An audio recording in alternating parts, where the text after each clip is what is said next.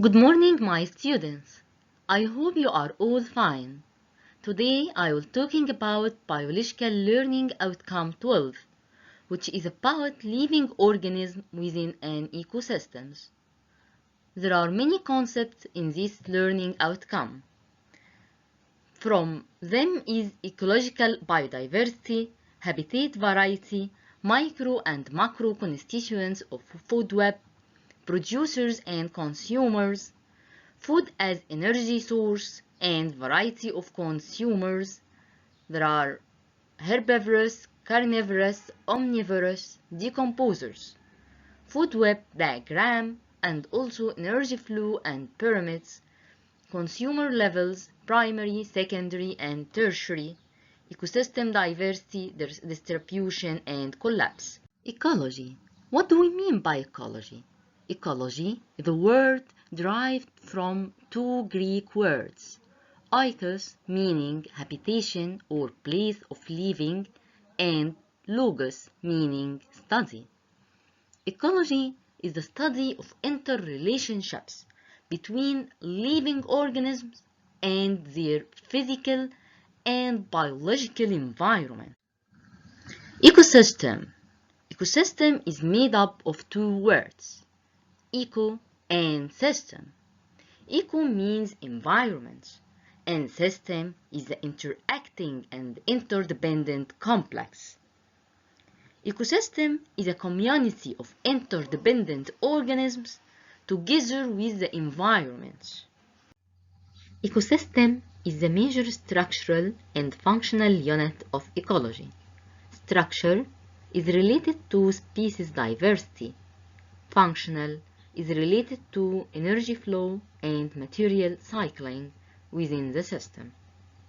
But what is the importance of studying ecosystem?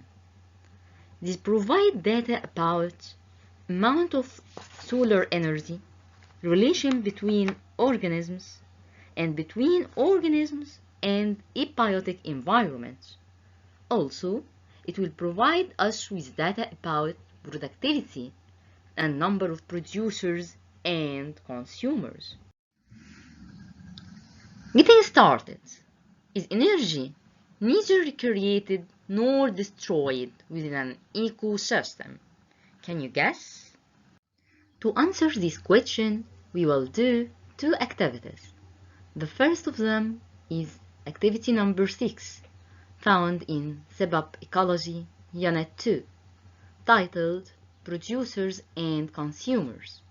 In this activity, you will observe plankton and investigate the link between plankton productivity and sustainable fisheries. At the beginning, let us know what is the plankton.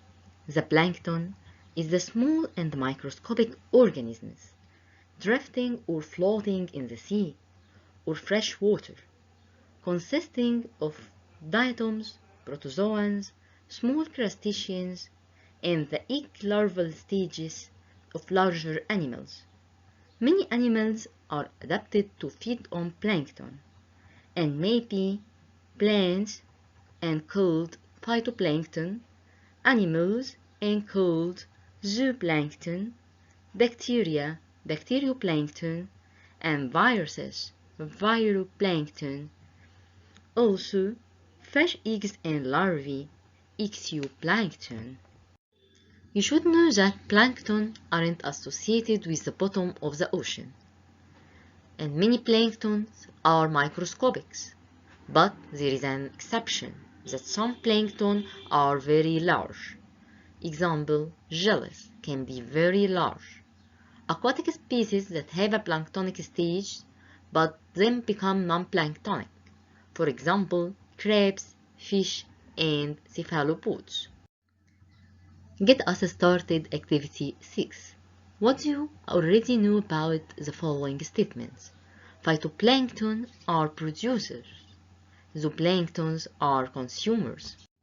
If you look to this figure, you'll find that phytoplankton is the producers. Zooplankton is the first consumers. Then, strip fish will consume zooplankton and become second consumers. Also, may flying fish consume the zooplankton and become the secondary consumer, or consume phytoplankton and become the first consumers. Then tuna will consume strip fish or flying fish and become tertiary consumers, and at the end, shark will consume tuna. You should read about ecological pyramids and knowing their types. There are different types of ecological pyramids, like pyramid of number, which can be inverted in a tree ecosystem, energy pyramids, and biomass ecological pyramid. Let us take this challenge. How do plankton populations affect the sustainability of a fishery? Plankton play a key role in the oceanic food web.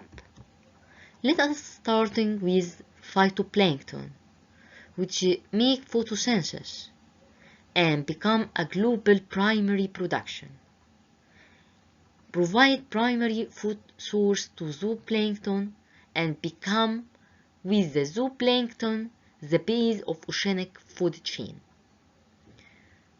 Then come bacterioplankton and play an important role in the recycling and remineralization of materials and energy within the food chain. Maybe key indicators of ecosystem change.